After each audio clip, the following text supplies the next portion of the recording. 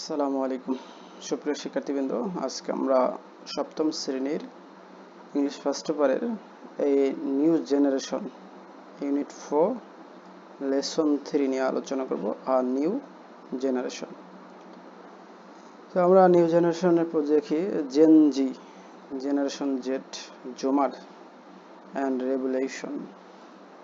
G is for হচ্ছে zoomer, J double O M E R, generation zoomer, zoom করে যারা আর কি online বিভিন্ন কিছু তারা তো জুম করে দেখে, তাই না? তো যাই হোক,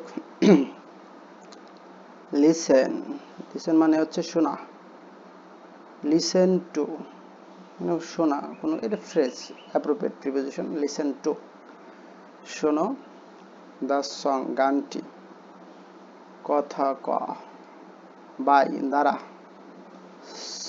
সেজান অন ইন্টারনেট, ইন্টারনেটে।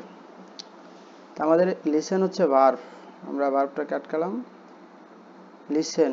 এখন এই যে সং, সং মানে গান, আর দা সং গানটি, লিসেন টু দা সং গানটি শোনো, ইম্পারেটিভ, আদেশ উপদেশ অনুরোধ। আর সবচেয়ে বড় কথা হচ্ছে ভার্ব দিয়ে শুরু হয়েছে, লিসেন টু দা সং গানটি শোনো। গানটির নাম হলো কথা ক, গানের হচ্ছে কথা ক গান, বাই হচ্ছে দ্বারা, কার দ্বারা এই গানটা, সেজান, এই গায়ক হচ্ছে সেজান, অন ইন্টারনেট, ইন্টারনেটে, অন ইন হবে না কিন্তু, ইন্টারনেটে অন হয়, কোনো কিছুর উপর হচ্ছে অন, তাহলে ইন্টারনেটে, ইন ইন্টারনেট তো না। আচ্ছা, হ্যাভ ইউ হার্ড সং কথা ক বাই সেজান। এখন এইখানে আছে সাবজেক্ট ইউ, আর হার্ড হচ্ছে শোনা, হিয়ার হচ্ছে শোনা, এর পাস্ট পার্টিসিপল করা হয়েছে, আর হ্যাভটা আগে নেওয়া হয়েছে প্রশ্ন করার জন্য। প্রেজেন্ট পারফেক্ট টেন্সের প্যাসিভ মানে প্রেজেন্ট পারফেক্ট টেন্সের প্রশ্ন আর কি, ইন্টারোগেটিভ। ইউ হ্যাভ হার্ড, তুমি শুনেছ, এরকম হয়তো তুমি শুনেছ, কিন্তু এখানে হয়েছে তুমি কি শুনেছ, দ্য সং, এই সং মানে গান, আর দ্য সং গানটি, তুমি কি গানটি শুনেছ। তো এই প্রশ্ন করেছে যে তুমি কি শুনেছ গানটি, কথা ক, এই গানটা শুনছো, বাই সেজান, সেজানের গান, বাই সেজান হচ্ছে সেজানের কর্তৃক যে গানটা গাওয়া হয়েছে, এই গানটিকে তুমি শুনেছ কিনা, ঠিক আছে। ওয়াইল, যেখানে singer from earlier generations were often too afraid to use music as a form of protest. Artists like Shizan and Hannan have courageously spoken out. এখন সিঙ্গার, এইটা হলো সিঙ্গার হচ্ছে সাবজেক্ট, সিঙ্গার্স গায়কেরা, আর ওয়ার হচ্ছে ছিল, ওয়ার ছিল, আর এখানে spoken out কথা বলা, হ্যাভ স্পোকেন আউট তারা কথা বলেছে, প্রেজেন্ট পারফেক্ট। এখানে দুইজন ব্যক্তি আছে, তার হচ্ছে সেজান আর হলো হান্নান, তার হচ্ছে এই জায়গার সাবজেক্ট। ওয়াইল অর্থ যখন,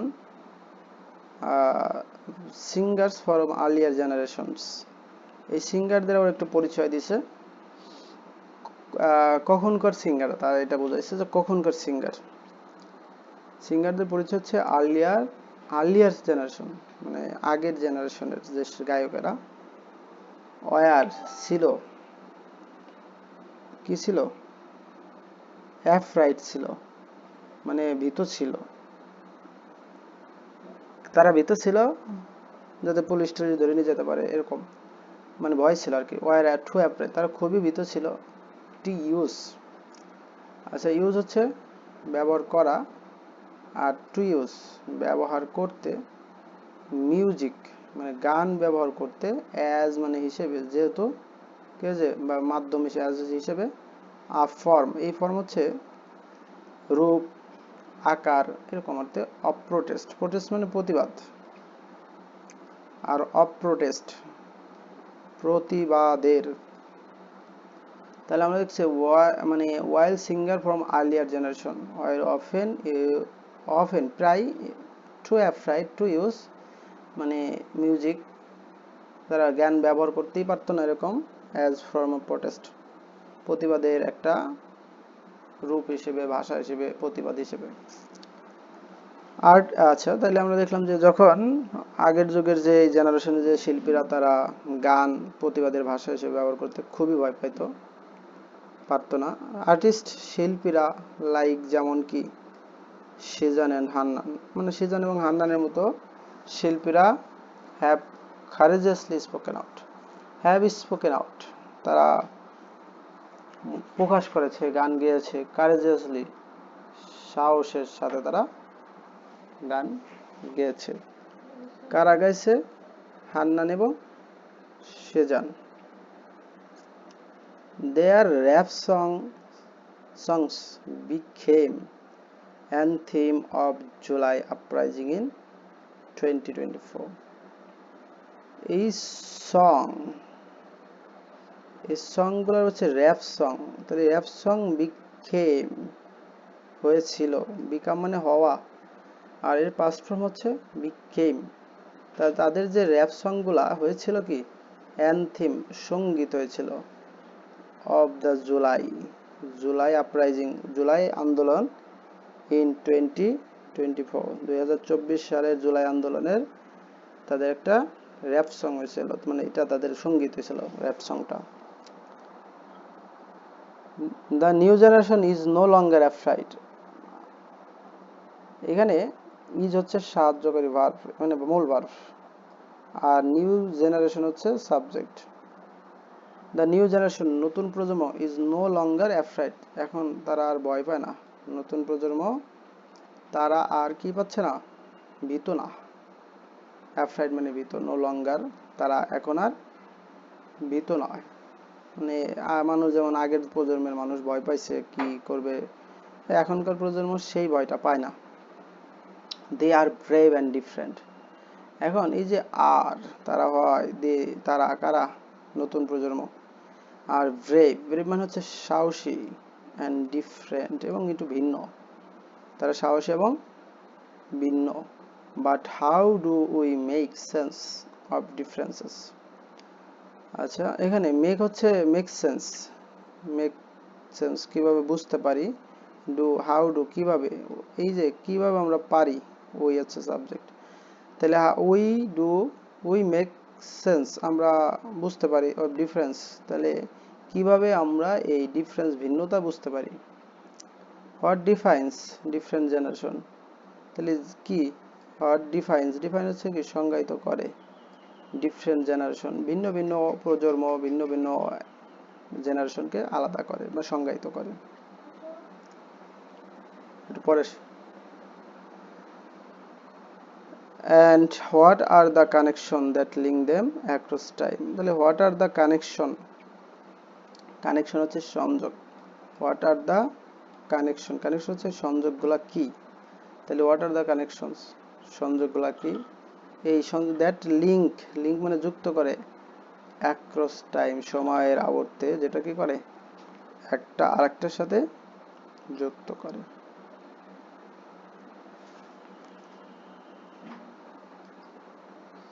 although যদিও, জেনারেশনাল লেভেল হচ্ছে কি মানে জেনারেশন টু জেনারেল যে লেভেল থাকে, যেমন জেনজি, আলফা, জেনারেশন আলফা, এরকম ও নাম আছে। তাই লেভেলগুলো আর রুটেড, রুট মানে কি শিকড়, মূল, আর রুটেড এটা উৎপত্তি হয়েছিল ইন ওয়েস্টার্ন আইডিয়াস, এইটা ওয়েস্টার্ন মানে পশ্চিমা, আইডিয়াস হচ্ছে ধারণা, পশ্চিমা ধারণা থেকে এই জেনারেশন লেভেলটা উৎপত্তি হয়েছিল।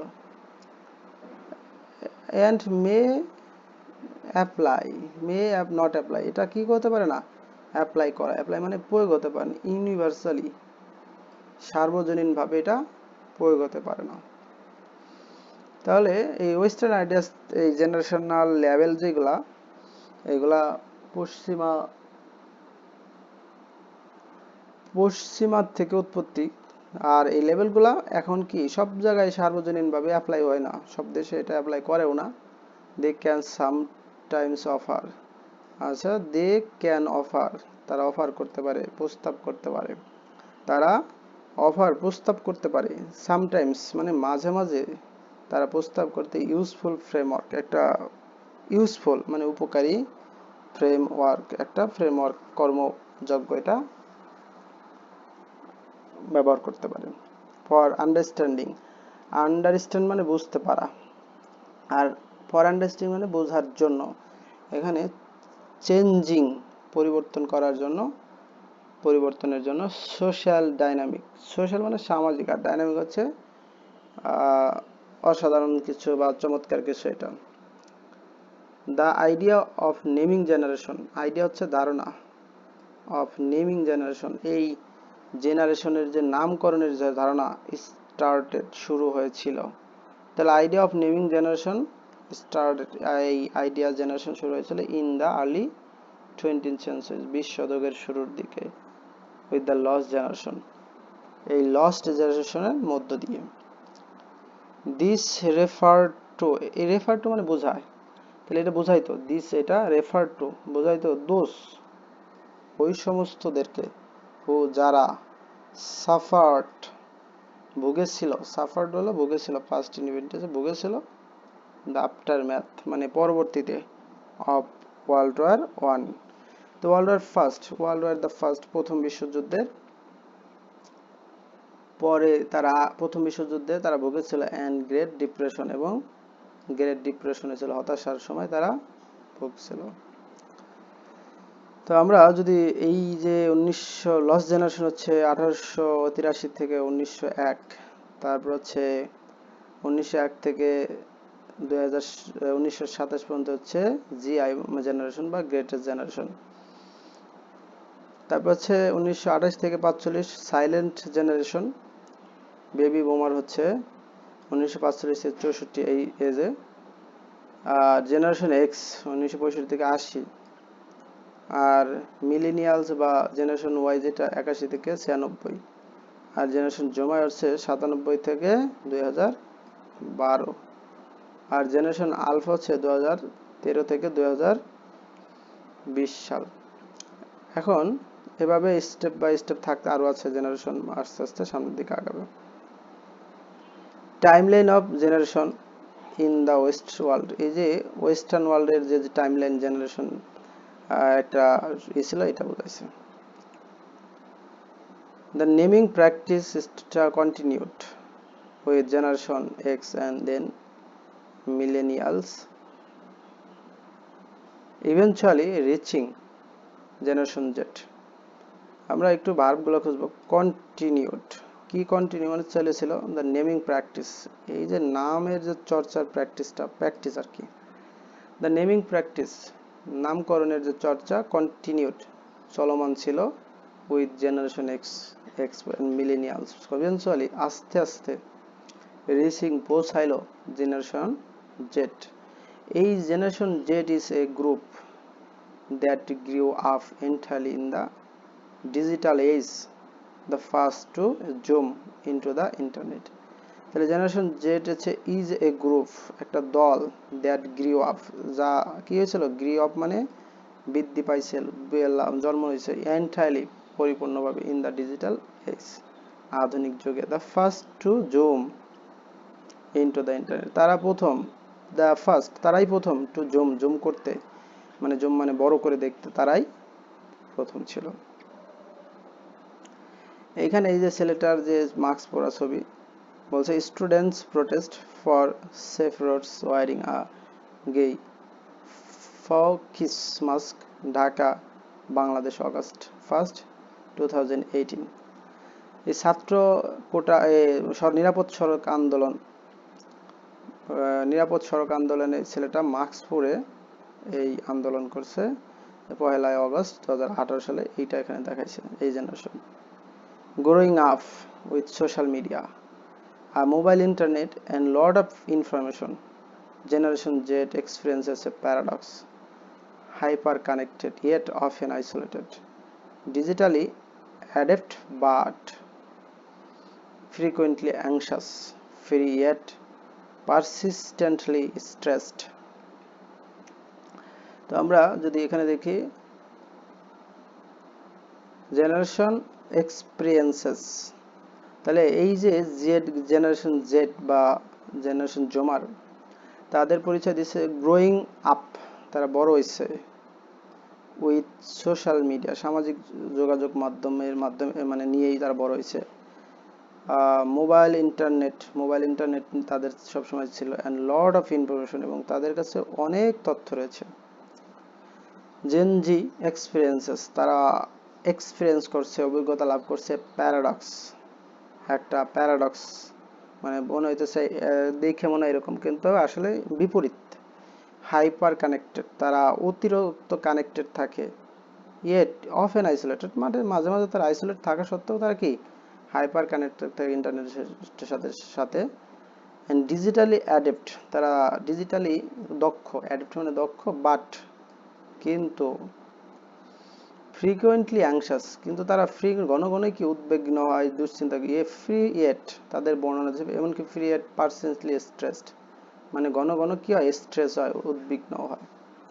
দে have also witnessed transformative global event, climate crisis, political turmoils like the Ukraine-Russian war and the genocide in Palestine that shape the world they are supposed to inherit. এই দে বলতে জুমার, Gen Z, have also witnessed, witness মানে প্রত্যক্ষ করা, তাহলে they have witnessed, তারা প্রত্যক্ষ করেছে, এই অলসো তারা আরও প্রত্যক্ষ করেছে, প্রেজেন্ট পারফেক্ট, তাহলে হ্যাভ V3, তারা প্রত্যক্ষ করেছে ট্রান্সফরমেটিভ, পরিবর্তনশীল, গ্লোবাল, বৈশ্বিক ইভেন্ট, ঘটনাগুলো, তার ভিতরে কি আছে, ক্লাইমেট ক্রাইসিস, জলবায়ু সংকট, পলিটিক্যাল টার্মোইল হচ্ছে দ্বন্দ্ব, রাজনৈতিক দ্বন্দ্ব, বা like the Ukraine Russia war, যেমন কি আছে ইউক্রেন রাশিয়া যুদ্ধ, and the genocide in Palestine, এই যে জেনোসাইড হচ্ছে গণহত্যা, ইন প্যালেস্টাইনের গণহত্যা, দ্যাট যাতে শেপ মানে আকৃতি দেয়, যেটা আকৃতি দেয় দা ওয়ার্ল্ড, পৃথিবীটাকে একটা শেপ দেয়। They are suppose to inherit, they are suppose to, তারা মনে করে কি টু ইনহেরিট, মানে জন্মগতভাবেই তারা যুদ্ধ নিয়ে জন্ম হয়েছে তাদের, এরকম। তাহলে দে আর সাপোজ টু ইনহেরিট, মনে হয় যে তারা তাদের জন্মগতভাবেই এই যুদ্ধ বা বৈষম্য এগুলো তারা দেখতেছে। ফ্রিডম ফাইটার্স, মুক্তিযোদ্ধারা, রিজয়েস, আনন্দ করে, ইন ভিক্টরি, 1971, 1971 সালে যখন তারা আনন্দ করতেছিল, তো এটা দেখাইছে আর কি। ইন বাংলাদেশ, বাংলাদেশে দা স্ট্রাগল মানে সংগ্রাম, ফর প্রোগ্রেস, উন্নতির জন্য সংগ্রাম, হ্যাজ বিন হয়েছে লং, দীর্ঘ, অংশ হয়েছে, পার্ট মানে অংশ, অফ ইচ জেনারেশন, প্রত্যেকের। তাহলে বাংলাদেশ হ্যাজ মানে the struggle of progress has been হয়েছে পার্ট অফ ইচ জেনারেশন, প্রত্যেক জেনারেশনেরই এই সংগ্রামটা একটা উন্নয়নের যে সংগ্রাম, progress for the struggle for progress, উন্নয়নের জন্য সে সংগ্রাম, এটা বাঙালির প্রত্যেক জেনারেশনেরই সাথে একটা অংশ, অবিচ্ছেদ্য অংশ হয়েছে। ইফ যদি দ্য ফ্রিডম ফাইটার্স অফ 1971 সালে মুক্তিযোদ্ধারা largely part of the baby বুমার generation, তারা ছিল কি তাদের পরিচয় দিয়েছে 1971 সালের যারা ফ্রিডম ফাইটার ছিল, তারা ছিল বেবি বুমার জেনারেশনস।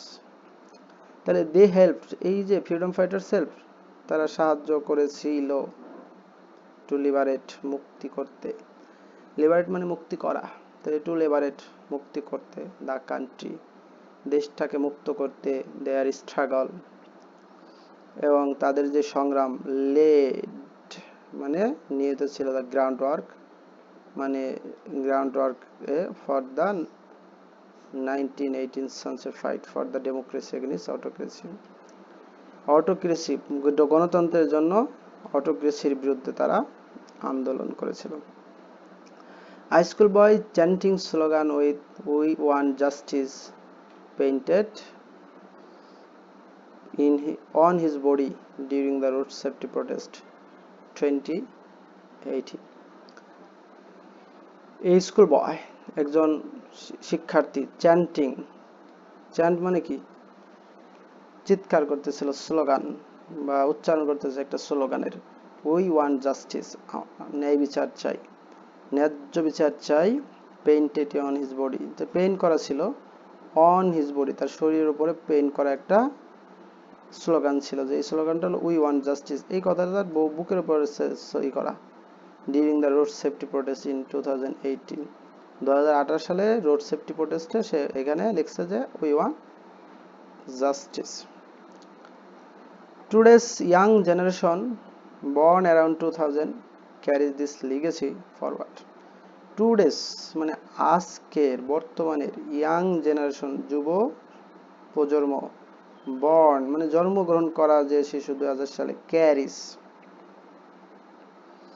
ইয়াং জেনারেশন, এই যে 2000 সালের আশেপাশে যেই জেনারেশন জন্মগ্রহণ করে, মানে 2000 সালের আশেপাশে যারা জন্মগ্রহণ করছে এই ইয়াং জেনারেশন বহন করে দিস লিগেসি, এই লিগেসি বা উত্তরাধিকার, ফরওয়ার্ড সামনের দিকে নিয়ে যায়।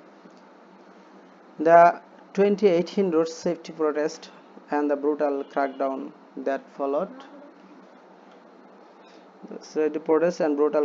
that followed marked significant shift in Gen Z consciousness, sharpening their political awareness and reshaping the role of media in their world.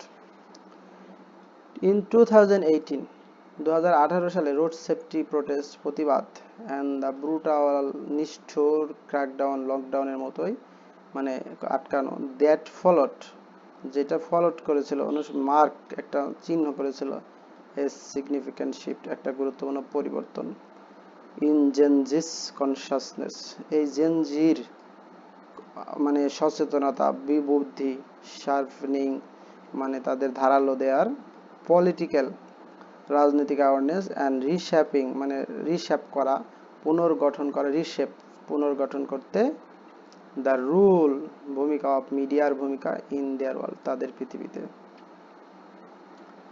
Consequently ফলে ধারাবাহিকতায় 2024 আপরাইজিং 2024 গণঅভ্যুত্থান আন্দোলন ওয়াজ লেড পরিচালিত হচ্ছে বাই দিস জেনারেশন এই প্রজন্মের দ্বারা, হু যারা রিয়েলাইজড বুঝতে পারত,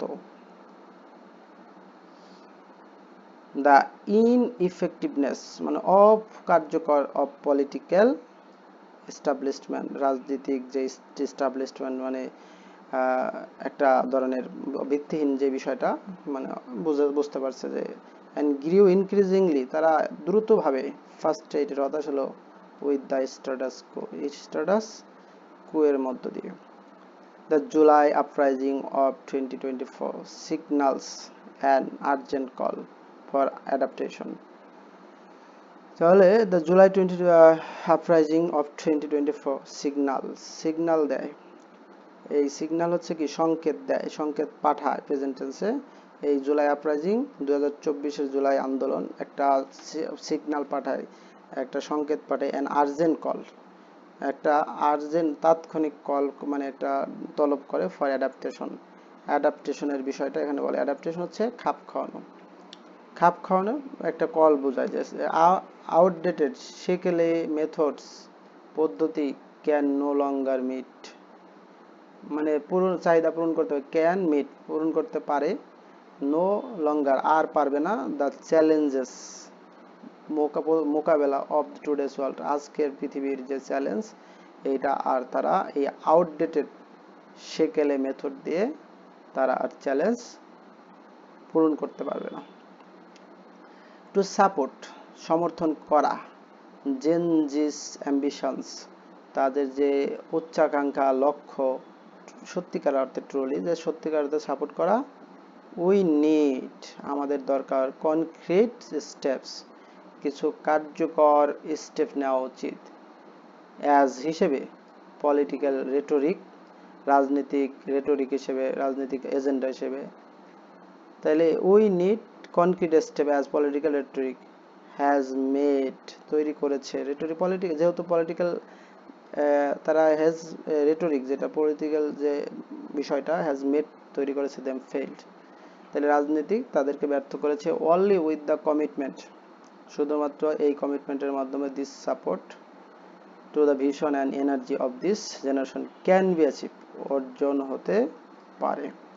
তাহলে এই vision with this commitment, only with this commitment, শুধু এই কমিটমেন্টের মধ্য দিয়ে, মানে এই প্রতিশ্রুতির মধ্যে টু সাপোর্ট, সমর্থন করতে the vision of an energy of this generation, লক্ষ্য এবং শক্তি এই জেনারেশন ক্যান বি অ্যাচিভড, অর্জন হতে পারে। তো এই ছিল এই প্যাসেজটা। ধন্যবাদ সবাইকে এতক্ষণ সাথে থাকার জন্য।